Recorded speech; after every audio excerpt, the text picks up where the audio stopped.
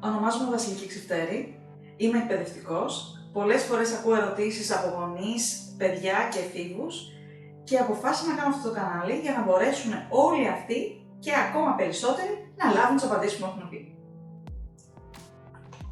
Πολλές φορές τελειώνει το σχολείο και οι γονείς πιέζουν τα παιδιά τους να κάνουν επανάληψη.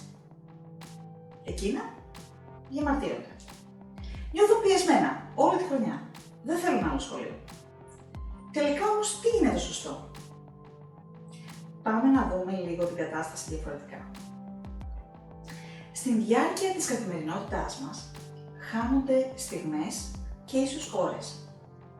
Από την βιασύνη μας να τα προλάβουμε όλα, πάντα συνειδητοποιούμε στο τέλος της βραδιάς ότι θα μπορούσαμε να είχαμε κάνει το α ή το β για να έχει πάει η μέρα μας ευκολότερα και επαναπροσδιορίζουμε κάποια πράγματα.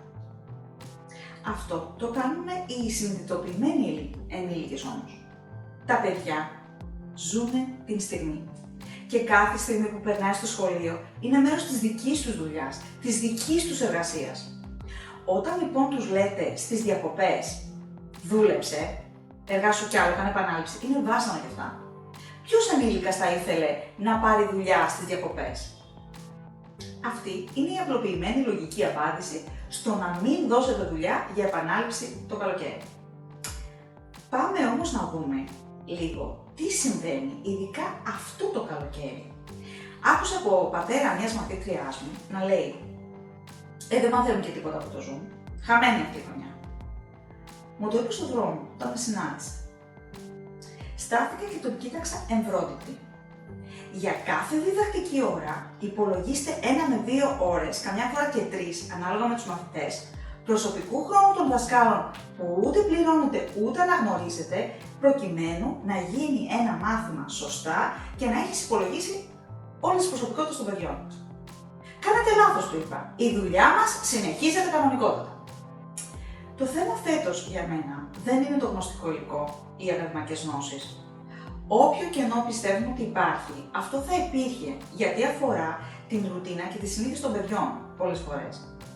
Θα μπορούσατε με αυτά τα παιδιά να δείτε με τους εκπαιδευτικούς για τα κενά και μαζί να σχεδιάσετε κάποιες δράσεις του καλοκαιριού και παιχνίδια που μπορεί να βοηθήσουν στις συγκεκριμένες δεξιότητες. Αυτός είναι ένας πολύ ωραίος τρόπος να κάνετε επανάληψη. Θα μπορούσατε επίσης να πάτε μαζί να βρείτε υλικό που θα μπορούσε να αρέσει στο παιδί για να ασχοληθεί το καλοκαίρι με βάση τα κενά του. Εγώ, ας πούμε, σαν παιδί ήθελα πάρα πολύ να έχω εξωσχολικά βιβλία το καλοκαίρι. Τα πιο μεγάλα παιδιά, εκτός από βοηθήματα, μπορούν να έχουν και ουσιαστικά θέματα που μπορούν να λύσουν. Για παράδειγμα, δείτε ή διαβάστε μαζί ειδήσεις στα οικονομικά και κάντε τους ερωτήσεις, όπως πώς θα μπορούσε να κερδίσει, να αποταμιεύσει μια επιχείρηση, ή αν βλέπατε ένα κτίριο πάρα πολύ ωραίο και ρωτούσατε τι ιστορία φαντάζεται ότι υπάρχει πίσω από αυτό, τι υλικά μπορεί να έχουν χρησιμοποιηθεί, το μυαλό θα αρχίσει να σκέφτεται αλλιώς. Εμένα αυτό που με απασχολεί λοιπόν περισσότερο φέτος είναι οι δεξιότητες που αφορούν την επικοινωνία και την κοινωνικοποίηση των παιδιών, εφήβων και ενηλίκων. Και ενηλίκων. Προσέξτε αυτό. Με απασχολεί ότι θεωρείται απόλυτα φυσιολογικό να έχουν τα παιδιά του δημοτικού κινητό. Να θεωρούν ότι είναι υπέροχα τα πράγματα που επικοινωνούν με βίντεο παιχνίδια, αντί να βγουν στην αλάνα, να παίξουν, να μαλώσουν, να χτυπήσουν. Γιατί και τα χτυπήματα είναι μέρος της ζωής, πρέπει να μάθουν να χτυπάνε και να σηκώνονται. Με απασχολεί επίσης ότι κοιτάω παντού και βλέπω ανθρώπους να κοιτάνε μια οθόνη και μετά λένε δεν έχουμε κανένα να μιλήσουμε λόγω της κατάστασης. Και πριν πώς μιλούσατε με τα κινητά και τις οθόνες? Με απασχολεί ότι τα έχετε βάλει όλοι με τη μεγάλη οθόνη του Zoom ή του Webex, αλλά επί της ουσίας, παιδιά, έφηβες και έφηβοι δεν έχουν μάθει να απασχολούν δημιουργικά τους εαυτούς τους, γιατί εμείς οι ενήλικες εκεί τους βάζαμε, στις οθόνες. Θα μπορούσαν να κάνουν εθελοντισμό, να αναζητούν τη γνώση και την επανάληψη οι ίδιοι και οι ίδιες, να είναι υπεύθυνα άτομα για τη γνώση που έχουν. Να τους αρέσει, έτσι θα τους αρέσει. Επανάληψη γνώσεων ή ουσιαστικά κοινωνικοποίηση ασφαλής μέσα στα πλαίσια που ζούμε? Εγώ θα έλεγα και τα δύο. Επανάληψη μέσα από δραστηριότητες που θα μπορούσατε να συμμετέχετε και εσείς, όπως παραδείγματος χάρη ώρα ανάγνωσης, να πείτε δηλαδή, παίρνω το βιβλίο μου, παίρνεις το δικό σου και μια ώρα είμαστε εκεί. Είναι πάρα πολύ ωραία αυτή η ώρα. Δείτε μαζί τηλεόραση και μετά σχολιάστε. Είστε νέοι γονείς. Σκεφτείτε crazy, δημιουργικά, ρεαλιστικά, περιπετειώδη, γεμάτο ζωντάνια και νεανική ορμή. Μπορείτε επίσης να κανονίσετε μια μίνι εξόρμηση με 2-3 παιδιά από την τάξη τους και έτσι στο ότι βρισκόμαστε σε αυτή την κατάσταση δεν σημαίνει απαραίτητα ότι δεν υπάρχουν τρόποι να κοινωνικοποιηθούμε και να δούμε τους φίλους μας. Μπορούμε να πάμε μαζί για περπάτημα, όπως την καραντίνα. Όπως σας είχα πει λοιπόν στο προηγούμενο βίντεο για τις Πανελλήνιες, το τι αισθανόμαστε και σκεφτόμαστε, όσο και να θέλουμε να το κρύψουμε, το αντιλαμβάνονται τα παιδιά, οι έφηβες και οι έφηβοι. Τους επηρεάζουν.